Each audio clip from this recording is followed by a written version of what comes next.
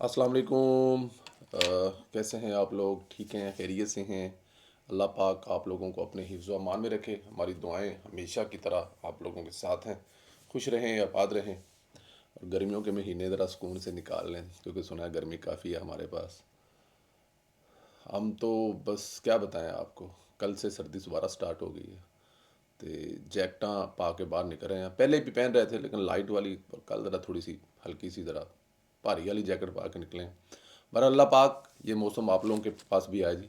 फिर जब आप लोगों के पास ये मौसम आता है तो फिर आप लोग कंप्लेन करने हैं ठंड बढ़ी है जनाब पाकिस्तान से। बट एनी हाउ, चैनल को ज़रूर सब्सक्राइब करें, बेल आइकन को प्रेस करें, और ज़्यादा से ज़्यादा व्हाट्सएप ग्रुपों में प्रोग्राम को इस शेयर भी किया करें। अच्छा, शायद ये तय कर लिया गया है, लगता ये है कि ये तय हो गया है कि कोई नया साकब निसार वापस लेके आना है, क्योंकि साकब निसार ने जो किया था वो दोबारा करने की कोशिश की जा रही है। ऐसा क्यों होता है? जब मुस्लिम लीग नून की हुकूमत आती है, कारकर्दगी दिखाती है, आवाम को रिलीफ देती है, रिलीफ जब शुरू होता है तभी ही जुडिशनल एक्टिज्म शुरू हो जाता है। तभी साकब निसार की रूह अदलिया के चंद किरदारों में आ जाती है और रुकावटें खड़ी करनी शुरू कर देती हैं। जब इमरान खान के दौरे हुकूमत में तो कुछ ऐसा नहीं था, वहाँ तो सहूलतकारी थी। इनके किसी काम पर तो किसी को कोई एतराज़ नहीं था। आपको पता है पाकिस्तान की तारीख में इमरान खान साहब की हुकूमत एक ऐसी हुकूमत है जिसके तीन तगड़े तरीन जो स्तून थे, military establishment,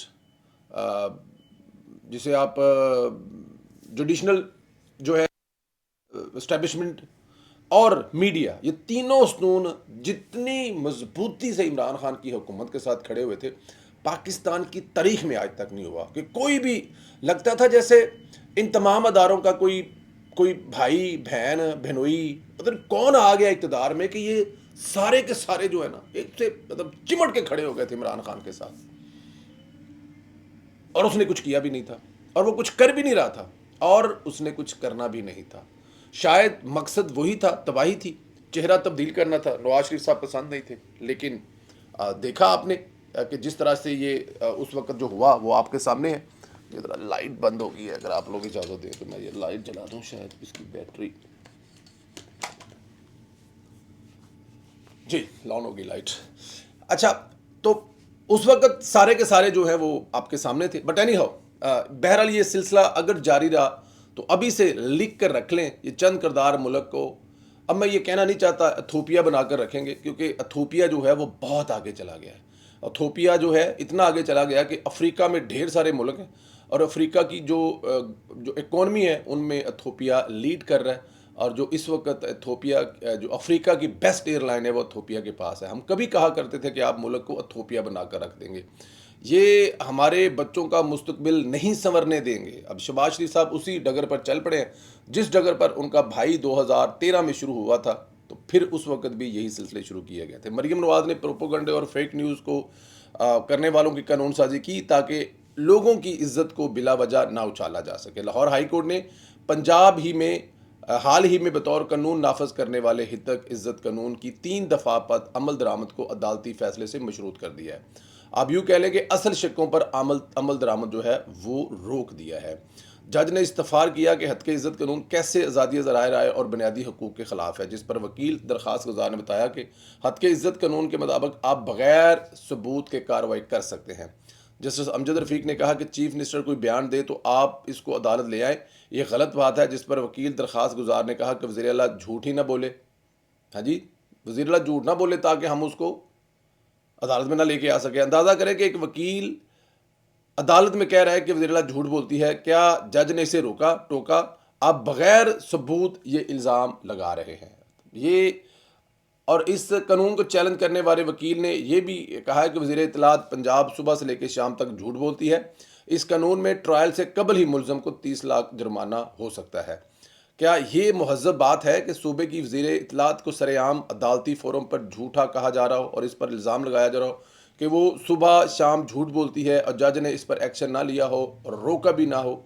Lahore high court ने हद के इज़्ज़त कानून की दफ़ा 3, 5 और 8 पर अमल दरामद को फैसले से मशरूत करते हुए अटार्नी जनरल एडवोकेट पंजाब को मुआवनत के लिए नोटिस जारी कर दिए। अदालत ने पंजाब हुकूमत समेत दीगर को भी जवाब तलब कर लिया। ये जो इसी पे रोना है, यही तकलीफ़ है, यही दुख है کہ جب کوئی کچھ کرنے لگتا ہے تو جناب کالے پونڈ جو ہیں وہ درمیان میں آ جاتے ہیں اور وہ کہتے ہیں کہ نہیں جی نہیں کر سکتے، آپ یہ کیسے کر سکتے ہیں، ہم آپ کو نہیں کرنے دیں گے. اور آپ کے سامنے ہی ہے کہ اگر اب کوئی، پہلی بات تو یہ کہ کسی نے ہمت جرت نہیں کی ہے جی، مرکز سے لے کر چاروں پانچوں صوبوں 6 صوبے جو ہیں ان میں کسی نے ہمت ہی نہیں کی. اور اگر کسی نے ہمت کی ہے تو ہم نے اس کو کام کرنے نہیں دینا، کیونکہ اگر وہ کام کرے گا تو پھر وہ یاد ہے روٹی سستی کر کے وہ جو جج صاحب سے انہوں نے کہا تھا یہ تو اپنے لوگوں میں ان کی بلے بلے ہو جائے گی اگر روٹی سستی ہوگی. تو خیر، عمران خان نے سپریم کورٹ میں قاضی فائزہ کے سامنے جھوٹ بولا تھا، عدالت میں مجھے سہولتیں نہیں دی جاتی. تصاویر جاری کی گئی تھی تاکہ جھوٹ ثابت کیا جا سکے. ان تصویروں کے باوجود عمران خان نے صحافیوں سے کہا کہ وہ بھی جھوٹ ہے، مجھے موت کی چکی میں رکھا گیا ہے، کہ جو تصویریں دکھائی گئی ہیں وہ تصویریں جھوٹ ہے، مجھے موت کی چکی میں رکھا گیا ہے. موت کی چکی میں اگر عمران خان رہ جائے نا تو پھر کمال ہی ہو جائے. لیکن خیر، اگلے کا جھوٹ بکتا ہے، اگلے کا جھوٹ سننے کے لیے اس کے جو دولے کے شاہ کے چوہے ہیں وہ بالکل تیار بیٹھے ہیں. وہ بولے گا اور وہ پیچھے سے بلے بلے کم چک دیں گے. اب پھر حکومت نے فیصلہ کیا ہے کہ حقائق مکمل طور پر عوام کے سامنے رکھے جائیں. عمران خان کو جیل میں دی گئی سہولیات کا جائزہ لینے کے لیے وفاقی حکومت ترجمان اور وزارت اطلاعات کے لیگل ایڈوائزر بیرسٹر عقیل ملک صاحب جو ہیں وہ اڈیالہ جیل پہنچ گئے ہیں. بیرسٹر عقیل نے کہا کہ آج 190 ملین پاؤنڈ ریفرنس کی سماعت دیکھوں گا. اڈیالہ جیل میں عمران خان کو دی جانے والی سہولیات سے متعلق بھی تفصیلات دوں گا. یہ میرا حلقہ ہے، مجھے یہاں آنا جانا میرا یہاں پر لگا رہتا ہے اور میں یہ تمام چیزیں دیکھوں گا کہ یہاں پہ ہو کیا رہا ہے. بیرسٹر عقیل اب ایک چیز دیکھیں گے کہ اس کے بعد رپورٹ تیار کریں گے کہ میڈیا کو بھی بریفنگ حقائق سے آگاہ کریں گے، ہو سکتا ہے عدالت کو بھی بتایا جائے. اور یہ میرے خیال میں بہت اچھی بات ہے. بیرسٹر صاحب جو ہیں وہ بڑے ینگ پارلیمنٹ میں آئے ہیں، پہلی دفعہ آئے ہیں اور بڑی انرجی رکھتے ہیں، تو بڑی اچھی بات ہے. وہ یہ تمام حقائق دیکھیں، میڈیا کو آگاہ کریں اور عدالت کو بھی بتائیں کہ عمران خان صاحب جھوٹ پر جھوٹ بولے جا رہے ہیں اور سوائے جھوٹ کے ان کو کچھ نہیں آتا ہے. تو یہ بڑی میرے خیال میں اچھی بات ہے، بہت اچھی بات ہے. ماضی میں شہباز گل بھی نواز شریف کے پاس جایا کرتا تھا، سہولتوں کا جائزہ لے کر واپس آیا کرتا تھا، لیکن موجودہ حکومت ایسا نہیں کر رہی، بلکہ اگر کوئی کمی ہے تو اسے پورا کرنے کی کوشش کر رہی ہے. عمران خان کے دور کے حکومت کی کیا بات کریں جناب، وہ تو جو کیا کرتا تھا آپ کے سامنے ہی ہے. جس طرح کر کے نواز شریف صاحب کو وہ تنگ کرنے کی، یار بڑی سادہ سمپل سی بات ہے، امریکہ میں کھڑے ہو کے جو اس نے بکواس کی تھی، اس سے آگے کیا کر سکتا ہے وہ، اس سے آگے اور ہو بھی کیا سکتا ہے اس سے. لیکن خیر، نواز شریف نے کہا کہ I'm not interested، مجھے یاد بھی نہیں ہے کہ وہ جیل میں ہے، اور مجھے یہ بھی نہیں یاد کہ اس کے پنکھے اور اے سی اتارنے ہیں. میری طرف سے 2 لگا دو، 4 لگا دو، 6 لگا دو، جو اس کا رائٹ ہے اس کو دو. میں کسی کو کیوں ہوتا ہوں منع کرنے والا، میں اپنے دور حکومت میں ایسا کیوں کروں گا.